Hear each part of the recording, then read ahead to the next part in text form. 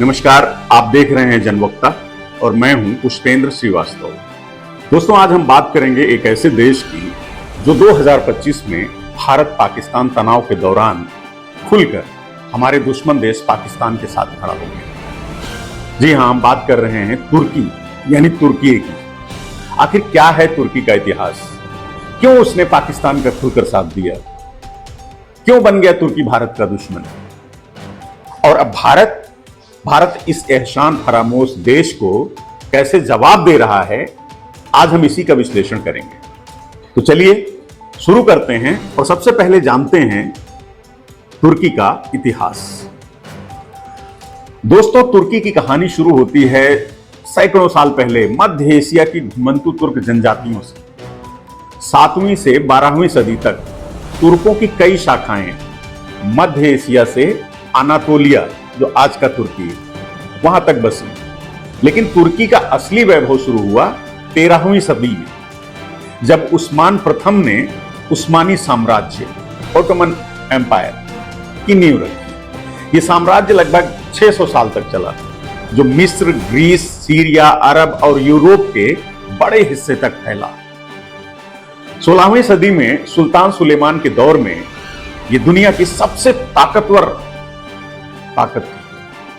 लेकिन 19वीं सदी आते आते राष्ट्रीयता के उभार और यूरोपीय शक्तियों के दबाव में उस्मानी साम्राज्य कमजोर पड़ने लगा। प्रथम विश्व युद्ध में तुर्की ने जर्मनी का साथ दिया और हार गया। 1923 में मुस्तफा कमाल अतातुर्क ने आधुनिक तुर्की गणराज्य की स्थापना की। अतातुर्क ने तुर्की को धर्मनिरपेक्ष आधुनिक राष्ट्र बनाने के लिए बड़े सुधार किए। अरबी लिपि को रोमन लिपि से बदला, महिलाओं को अधिकार दिए और कई धार्मिक संगठनों पर पाबंदी भी लगाई जो उस समय निरंकुश हो रहे थे। लेकिन दोस्तों, आज का तुर्की अतातुर्क के सपनों से कोसों दूर है। 2002 से रेसेप तैयप एर्दोगन की अगुवाई में तुर्की फिर से इस्लामवादी और साम्राज्यवादी रास्ते पर चल पड़ा है। एर्दोगन खुद को आधुनिक खलीफा के रूप में देखते हैं, जो उस्मानी साम्राज्य की गौरवशाली विरासत को फिर से जीवित करना चाहते हैं। और यहीं से शुरू होती है तुर्की की भारत विरोधी और पाकिस्तान की दोस्ती की कहानी। दोस्तों, तुर्की और पाकिस्तान की दोस्ती कोई नई बात नहीं है। ये रिश्ता इतिहास, धर्म और रणनीति की बुनियाद पर टिका है। 1947 में भारत पाकिस्तान बंटवारे के बाद से ही तुर्की ने पाकिस्तान को अपना इस्लामी भाई माना।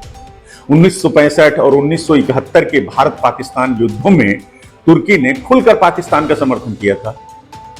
लेकिन अभी अप्रैल में पहलगाम आतंकी हमले के बाद तुर्की ने जो किया, वो हर भारतीय के लिए आंखें खोलने वाला है।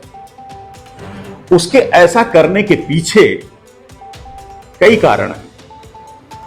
जैसे वो इस्लामी एकजुटता दिखाना चाहता है। तुर्की और पाकिस्तान दोनों इस्लामी देश हैं और दोनों की सियासत में इस्लाम एक बड़ा फैक्टर है। एर्दोगन की एकेपी पार्टी इस्लामवादी विचारधारा को बढ़ावा देती है और पाकिस्तान की सेना और सियासत भी इस्लामी कट्टरपंथ पर ही टिकी हुई है। तुर्की ने हमेशा पाकिस्तान की टू नेशन थ्योरी का समर्थन किया, जिसके आधार पर पाकिस्तान बना। हाल ही में जब भारत ने ऑपरेशन सिंदूर के तहत पाकिस्तान के आतंकी ठिकानों पर हमला किया, तो तुर्की ने इसे पाकिस्तान की संप्रभुता पर हमला कहकर भारत की निंदा की, भारत की आलोचना की। एक और कारण है कश्मीर पर समर्थन। कश्मीर तुर्की के लिए एक भावनात्मक और वैचारिक मुद्दा है। एर्दोगन ने कई बार संयुक्त राष्ट्र जैसे मंचों पर कश्मीर को अंतर्राष्ट्रीय मुद्दा बनाने की कोशिश की। 2019 में अनुच्छेद 370 हटाए जाने के बाद तुर्की ने पाकिस्तान के सुर में सुर मिलाया और भारत को कश्मीर में मानवाधिकार उल्लंघन का दोषी ठहराया। 2025 में पहलगाम हमले के बाद तुर्की ने आतंकियों को शहीद कहकर भारत के खिलाफ जहर उगला। एक और कारण है उसका सैन्य और आर्थिक हित। तुर्की ने पाकिस्तान को TB2 ड्रोन, युद्धपोत और अन्य बहुत सारे आधुनिक हथियार दिए हैं। 2018 में दोनों देशों के बीच 1.5 अरब डॉलर का समझौता हुआ। 2025 के तनाव में पाकिस्तान ने तुर्की के ड्रोन का इस्तेमाल भारत के खिलाफ किया। तुर्की के लिए यह न सिर्फ आर्थिक फायदा है, बल्कि दक्षिण एशिया में उसकी अपनी सैन्य ताकत का प्रदर्शन भी है, जो वो दिखाना चाहता है दुनिया को कि हम कितने मजबूत हैं। एक और कारण है एर्दोगन की खलीफा बनने की महत्वाकांक्षा। उसका सपना है कि तुर्की फिर से इस्लामी दुनिया का नेता बने, जैसा कि उस्मानी साम्राज्य के दौर में था। उनकी एशिया आनेव नीति के तहत तुर्की पाकिस्तान और बांग्लादेश ऐसे देशों के साथ रक्षा और सांस्कृतिक सहयोग बढ़ा रहा है। पाकिस्तान को समर्थन देकर एर्दोगन इस्लामी देशों में अपनी लोकप्रियता बढ़ाते हैं और भारत जैसे धर्मनिरपेक्ष देश को निशाना बनाते हैं। आइए अब समझते हैं कि तुर्की क्यों बन गया भारत का दुश्मन। आखिर तुर्की भारत से इतनी नफरत क्यों करता है? भारत ने तो कभी तुर्की का बुरा नहीं चाहा, फिर ये दुश्मनी की आग भड़की कहां से? दरअसल इसके और कई कारण हैं। पहला कारण तो यह है कि शीत युद्ध की विरासत रही है। 1948 में भारत तुर्की के बीच राजनयिक संबंध बने, लेकिन शीत युद्ध ने हमें अलग कर दिया।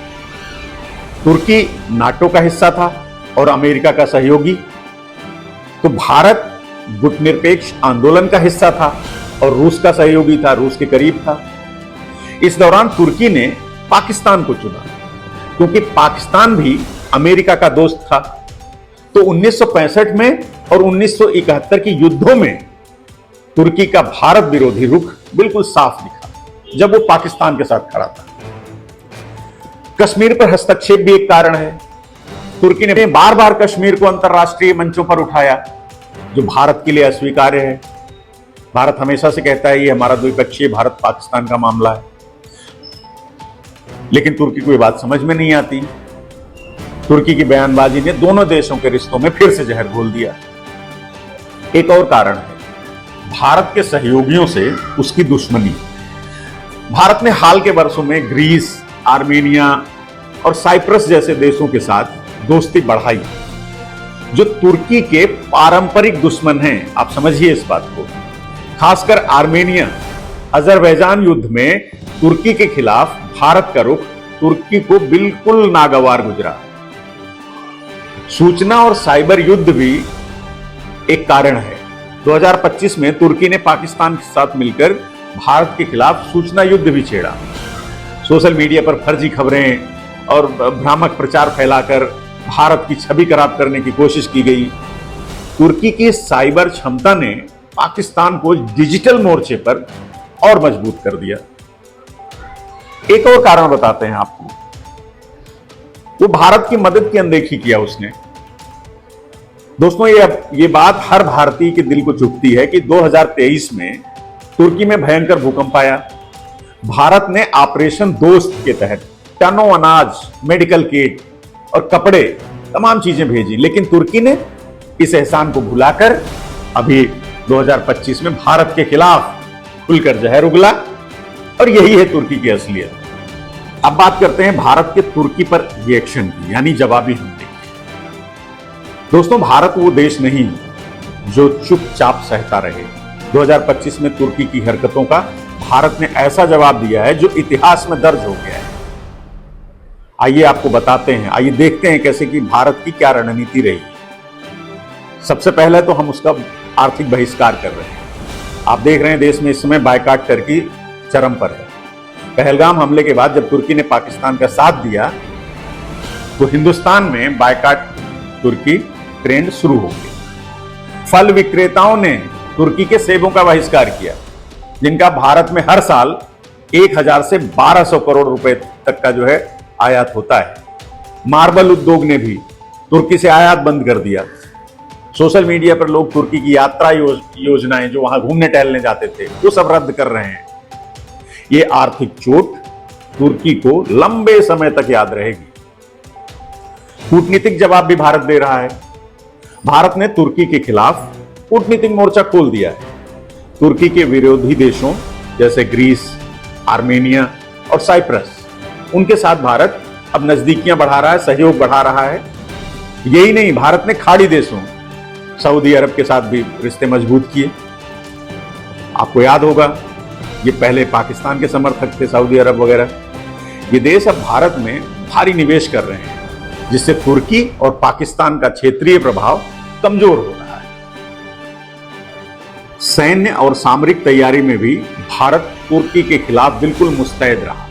भारत ने तुर्की के ड्रोन और उनके हथियारों का जवाब अपनी अत्याधुनिक तकनीक से दिया। ऑपरेशन सिंदूर में भारत ने scalp cruise missile, hammer smart बम और लाइटनिंग म्यूनिशन का इस्तेमाल करके पाकिस्तान के जितने आतंकी ठिकाने थे सबको तबाह कर दिया। भारतीय सेना ने तुर्की के ड्रोन हमलों को भी नाकाम किया, जो चोरी छुपे तुर्की पाकिस्तान की मदद कर रहा था, अपने ड्रोन इस्तेमाल कर रहा था। जनता का गुस्सा और एकजुटता है हमारे यहां। भारत की जनता ने तुर्की के एहसान फरामोशी का जवाब अपनी एकजुटता से दिया है और आगे भी देगी। बॉलीवुड से लेकर आम आदमी तक हर कोई तुर्की के खिलाफ आवाज उठा रहा है। यही जनता की ताकत है जो तुर्की को सबक सिखाएगी। दोस्तों, तुर्की का इतिहास हमें सिखाता है कि सत्ता और महत्वाकांक्षा किसी को भी अंधा कर सकती है। एर्दोगन की खलीफा बनने की चाह ने तुर्की को भारत का दुश्मन बना दिया, लेकिन भारत वो देश है जो हर चुनौती का जवाब देना जानता है। हमारी आर्थिक ताकत, हमारी सैन्य शक्ति और हमारी एकजुटता तुर्की और पाकिस्तान दोनों देशों को उनकी औकात दिखाएगी। तो आइए हम सब मिलकर बायकॉट तुर्की को और मजबूत करें। तुर्की को बताएं कि भारत की दोस्ती की कीमत वो भूल गए, लेकिन भारत का गुस्सा वो कभी नहीं भूल पाएंगे। तो दोस्तों, ये था आज का एपिसोड। एक नए एपिसोड के साथ हम आपसे बहुत जल्द दोबारा मिलेंगे। तब तक के लिए जय हिंद।